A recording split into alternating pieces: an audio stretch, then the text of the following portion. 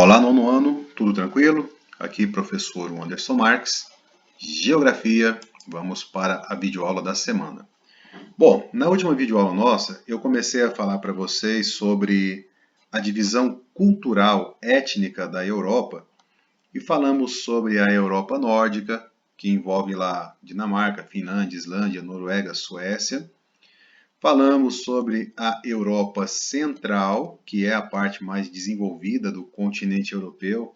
Alemanha, Reino Unido, França, Itália, Áustria, Bélgica, Irlanda, Holanda, Luxemburgo, Liechtenstein, Suíça, Mônaco, San Marino e Vaticano.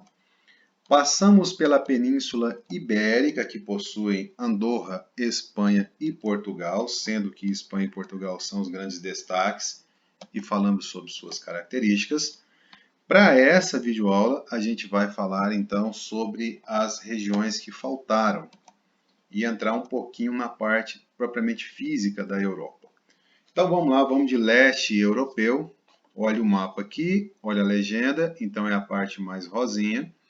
Esse leste europeu ele é composto pelos países que fizeram parte no passado da chamada Europa socialista, na época da Guerra Fria, liderados pela Rússia. A região tem ainda, além da Rússia, a Polônia, a Romênia, a Hungria, a República Tcheca, a Ucrânia, a Eslováquia, a Moldávia, a Bielorrússia, Belarus, a Geórgia, a Armênia e o Azerbaijão. Como vocês podem ler na tela aí, essa região do leste europeu, ela é a que tem a maior extensão territorial. E os países que compõem essa parte aí faziam parte, na época da Guerra Fria, do bloco socialista. Muitas nações estão sofrendo atualmente as consequências dessa fase histórica de muitas décadas associadas ao modelo socialista, porque a Europa capitalista se desenvolveu muito mais do ponto de vista industrial, tecnológico, econômico, do que a Europa ocidental. A Europa Oriental, o leste europeu, perdão. Eu coloquei aqui algumas imagens para que vocês tenham um pouquinho de noção da região. Primeiro, uma imensa planície domina essa região.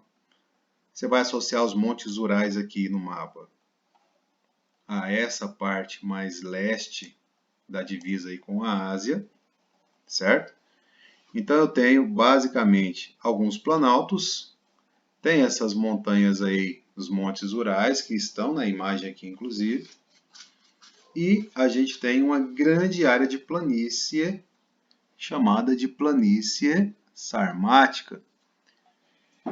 Esse lugar também ele é caracterizado por reunir os países que compõem a chamada CEI, a Comunidade dos Estados Independentes, que foi uma remanescência ali da época da Guerra Fria.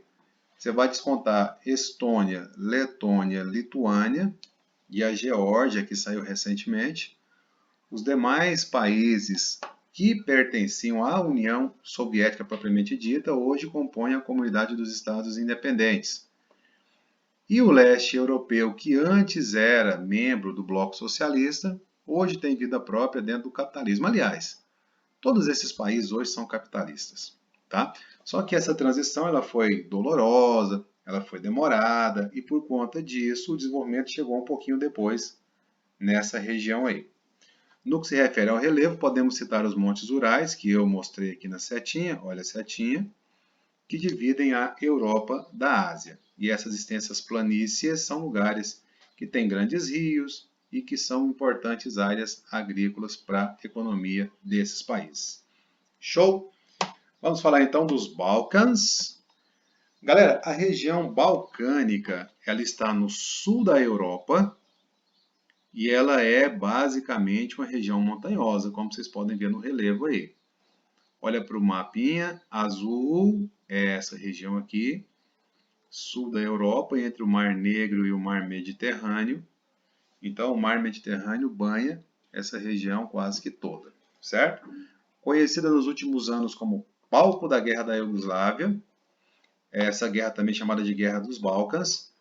No lugar possuem países como a própria Iugoslávia, que hoje é a Sérvia, né? Enfim, não se fala mais Iugoslávia, só alguns mapas. a Croácia, Bósnia e Herzegovina e a Macedônia, além da Grécia, Bulgária, Eslovênia, Albânia e Turquia. No caso da Turquia, só a cidade de Istambul, porque o resto da Turquia pertence à Ásia. Istambul é uma parte da Turquia que pertence à Europa. Essa imagem aqui para enfatizar o fato de que a guerra provocou muitos refugiados. Então, esses países de cima aqui, ó, a Sérvia guerreou contra a Croácia, teve guerra na Bósnia, e aí outros países como Montenegro, Macedônia se envolveram nessa encrenca toda, o que gerou muitas mortes e muitos refugiados também. Em consequência da guerra, a região está muito desestruturada e necessita de ajuda financeira internacional, sobretudo os países mais pobres. Sérvia e Croácia um pouco menos, os outros um pouco mais. Por outro lado, observamos o turismo grego crescer a cada ano e se destacar no panorama mundial. Esse turismo grego ligado às praias, à paisagem paradisíaca, mas também e principalmente à questão cultural, histórica e religiosa, já que a mitologia grega chega no coração de muita gente por aí, tem muita gente curiosa em relação a isso. Enfim, o fato é que essa região ela é dominada praticamente por povos ditos eslavos. Vamos lembrar que essa divisão que a gente está vendo aqui ela é cultural, né? E sob essa perspectiva, domina ali os eslavos. Tá certo? Passando para frente, chegamos então nos chamados países bálticos. Pessoal, na época da Guerra Fria, os países bálticos faziam parte também da União Soviética. Se desmembraram da influência russa, olha no mapa aqui, a Rússia está aqui do ladinho, Bielorrússia e tal. Tudo isso aqui, ó, era bloco socialista.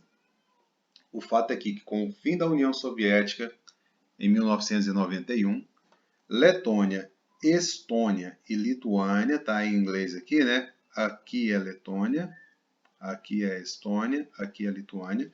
Esses três países fogem da influência russa e migram para a influência da União Europeia. Hoje, esses três países bálticos pertencem à União Europeia. Aí a grande pergunta é, por que eles são países bálticos? Porque eles são banhados pelo Mar Báltico. Aqui, ó. Como é que são esses povos? Aqui tem uma manifestação cultural dos povos bálticos.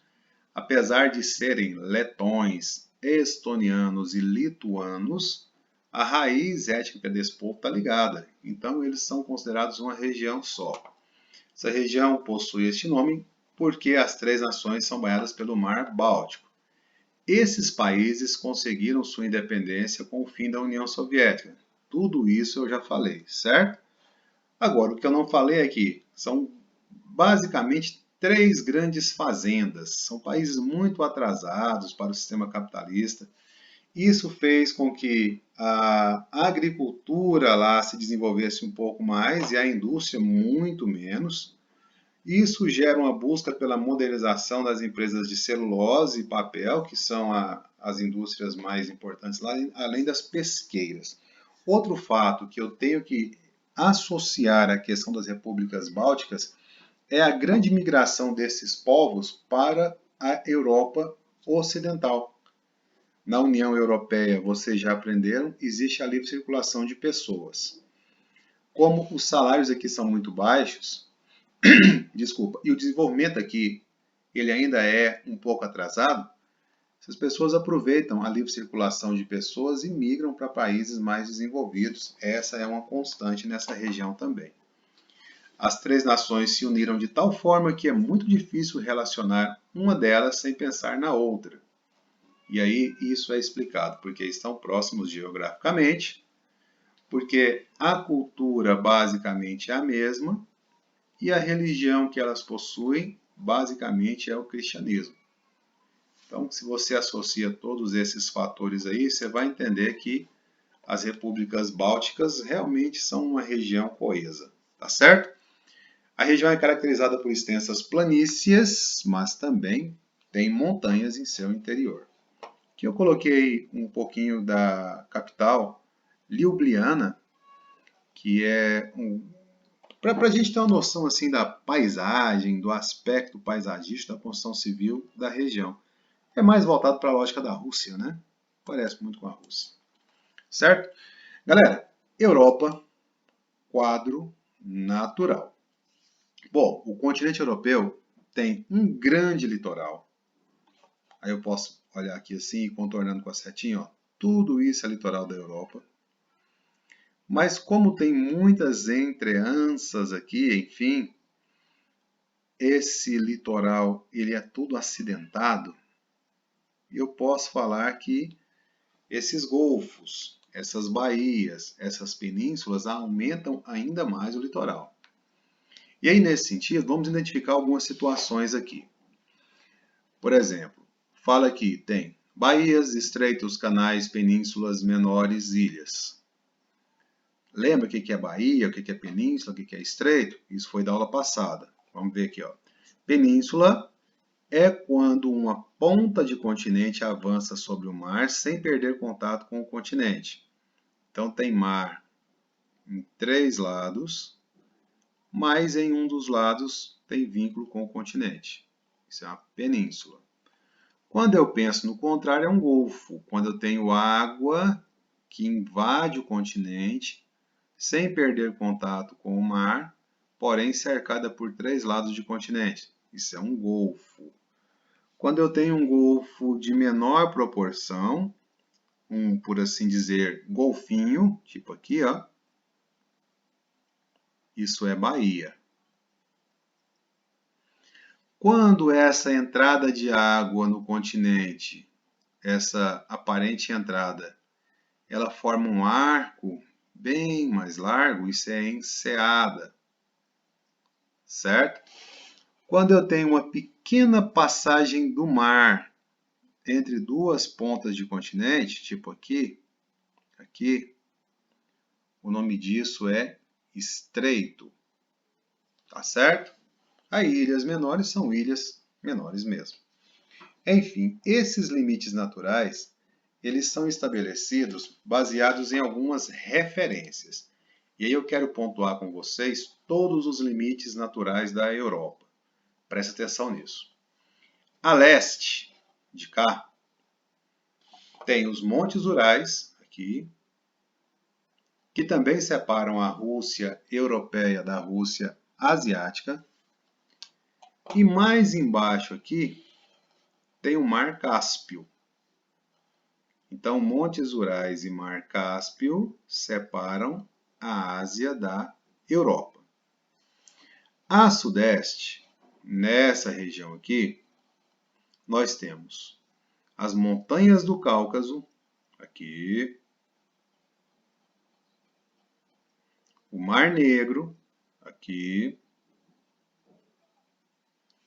o Mar de Mármara, aqui assim, esse pequenininho aqui, tá vendo o Mar de Mármara aí? O Estreito de Bósforo, que é a passagem do Mar de Mármara para o Mar Negro, é muito pequenininho, presta atenção aqui, é uma pequena passagem, por isso chama estreito. O Mar Egeu e o Mar de Dardanelos, que apesar de estar bem pequenininho, tá nessa região aqui, ó. Certo? Ao sul, só tem uma fronteira aqui que é o Mar Mediterrâneo. E o Mar Mediterrâneo divide a Europa basicamente com a África. Tá? Aqui tudo é Mar Mediterrâneo. Aqui tem um estreito, ó, Estreito de Gibraltar.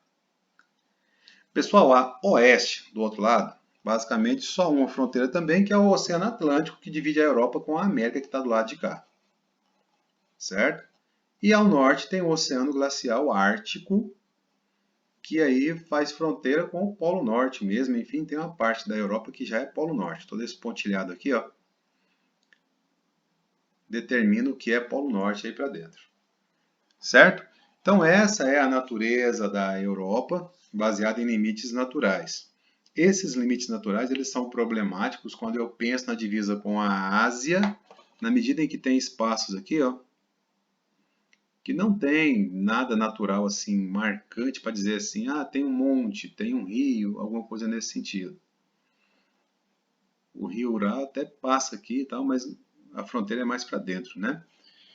É isso. Para a proposta dessa semana, se vocês guardarem esses conceitos que eu falei aí, Europa Ocidental, Báltica, Balcânica e essas fronteiras, tá tudo ótimo. No mais, até o nosso próximo encontro ao vivo. Qualquer dúvida a gente tira lá, tá certo? Um grande abraço, tudo de bom.